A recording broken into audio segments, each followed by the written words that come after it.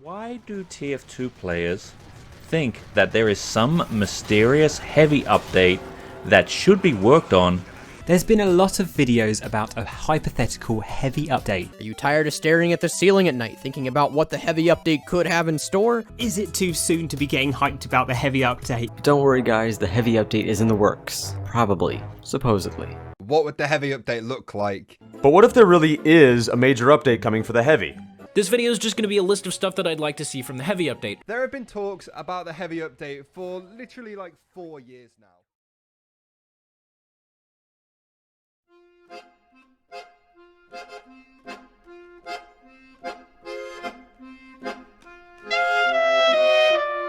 It is the year 2016, and the Team Fortress 2 community is eagerly awaiting a new major update. And it's about time. The last update was released almost an entire year ago. So on July 7th, 2016, the Meteor Match update was released. And it was a complete flop. However, I'm not here to talk about that. On day 2 of this update, something interesting happened. The Heavy versus Pyro vote. The community could choose Pyro or Heavy. The winning class will get a whole update themed around them.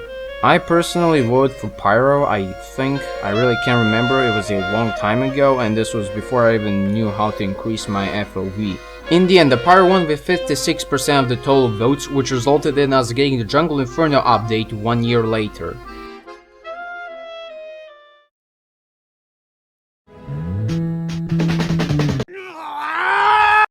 The Jungle Inferno update. It has some really cool stuff, such as a pretty unique flamethrower and...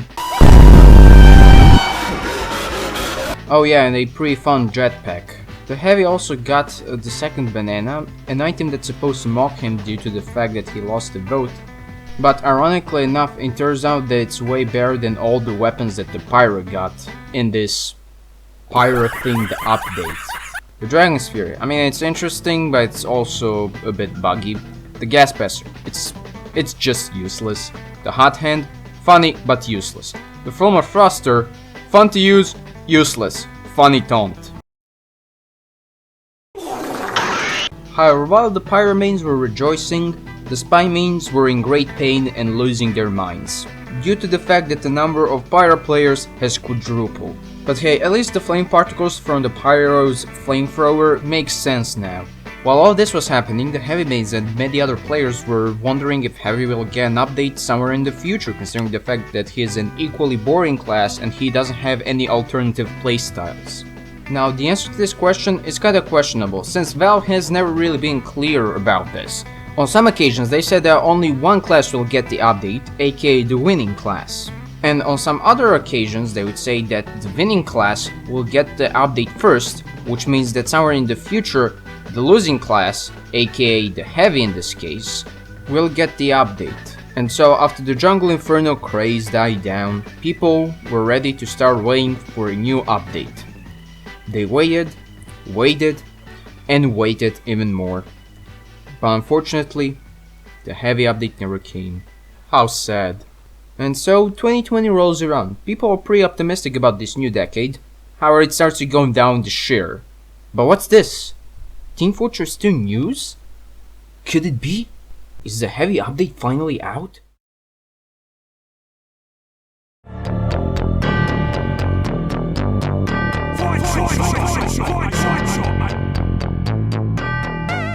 Well, no. And to add some salt to injury, it's not a good news. It turns out that Team Fortress 2 has been invaded by a lot of bots. They use aimbotting scripts. They will also steal usernames of actual players, so it becomes harder for us to kick them. Aside from that, bots will try to kick actual players using the vote kick function in the game. Considering the fact that these bots came in groups, it would be very easy for them to kick actual players. However, people consider two facts. Valve is a big company, and Team Fortress 2 still makes them a lot of money. So people expected Valve to do something about it. But they just didn't. However, the bots have started to do a little bit of trolling. They started lagging Valve servers, which actually made the game unplayable if you wanted to play on official Valve servers. Aside from that, Valve also started to get scrutinized by the mainstream media for letting these bots run around and spam racial slurs for way too long. This resulted in all free-to-play accounts being muted. It didn't matter if you were a bot or not, you couldn't use text chat, voice chat and voice lines. But the whole thing of you not being able to use voice lines actually makes the game harder because now you can't yell for medics and can't alert your teammates about a nearby spy. And to add some more salt to injury, it turns out that bot owners could just use premium accounts to do the same thing. People would report these accounts, but there were just way too many of them. Many people gave up on official Valve servers and started seeking refuge on community servers. Speaking of servers that are not official Valve servers, no one has ever done that in the history of... Ah yes, face it. For some time it was the Raid Shadow Legends for Team Fortress 2 YouTubers. Now why is this important to our story?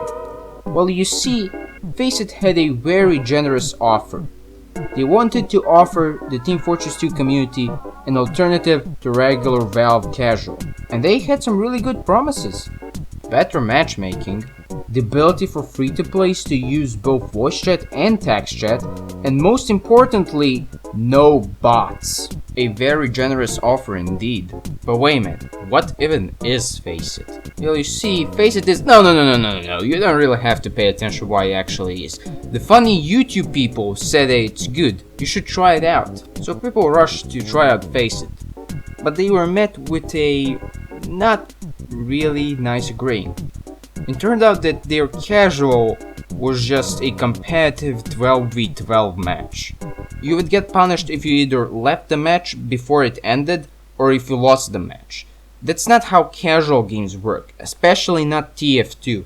And while yes, they held their promises, they fucked up the most important thing, saying that it's casual. Nobody likes Team Fortress 2 for its competitive mode.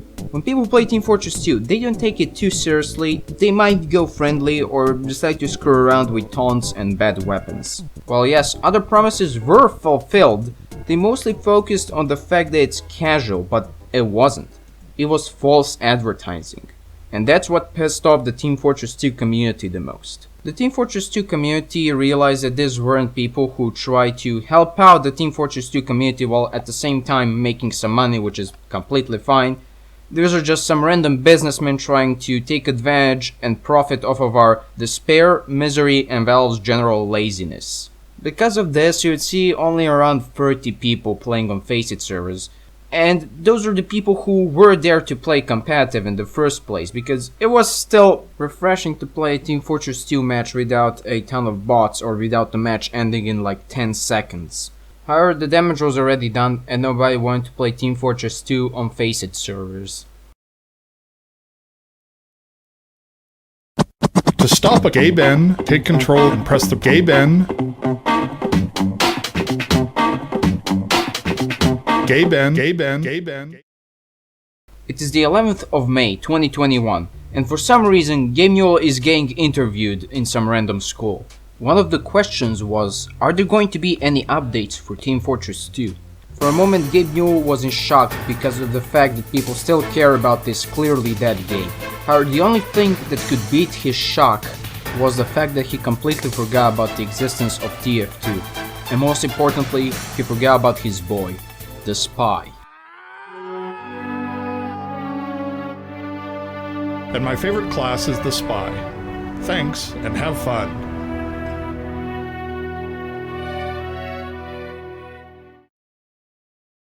But Gaben managed to snap out of it. However, he wasn't sure how to respond, so he ended up giving a pretty bland answer that got overhyped.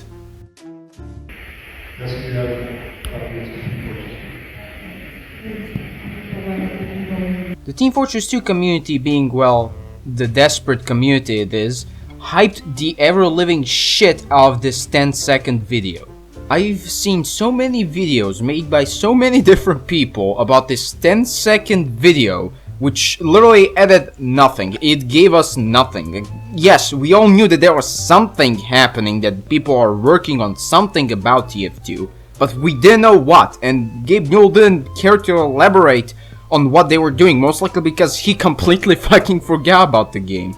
I'm pretty sure that the TF2 devs were really stressed out because instead of having the community making up some rumors and then discussing those rumors, because there's nothing new to discuss about this game, this time, however, they had Gabe Newell making up some rumors, which kind of forced them to put a bit more time into TF2. And you know, considering the fact that this was Gabe Newell, people definitely had some higher expectations, but again, that doesn't really say much, as if expectations for TF2 updates are high. My self-esteem is higher than my expectations for a Team Fortress 2 update. On June 22nd, 2021, Team Fortress 2 was updated, and while most of this stuff looked pretty ordinary, something caught the eye of TF2 players.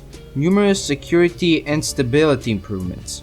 Some people were kinda confused as to what this exactly was. These are some measures to try and prevent the bots from ruining games. And it did work. For around 5 hours, that is. Now, let's clear up some things. This wasn't a WEC update. WEC is still as useless as it's been in the past 10 years.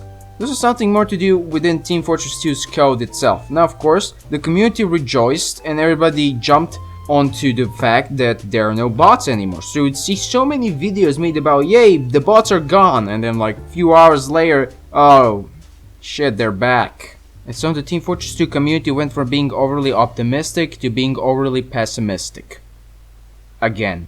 But it turns out that there's more to these security measures than we initially thought. By looking at TF2's code, some people realized that these security measures had more functions. It's just that they weren't turned on, meaning that this was just a testing phase. The community was very pleased with this discovery and took this as a step in the right direction for TF2. I myself wouldn't really call it a step in the right direction. I would rather call it moving while having the breast base revved up in the right direction. Seeing how bots are still a problem at the time of recording this 4 months later.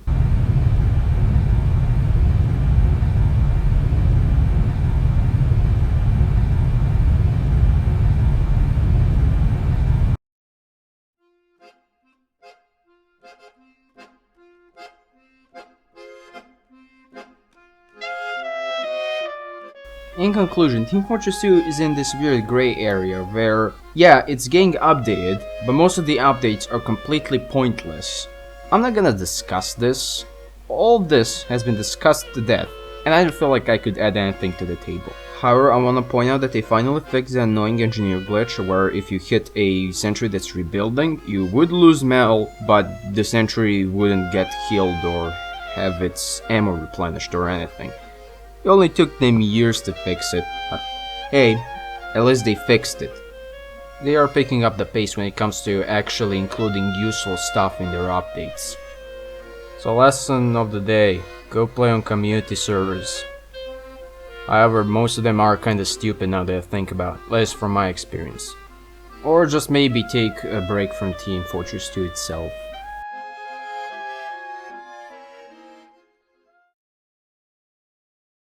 Wait, hold up. Guys, I found a heavy update. It was here all along.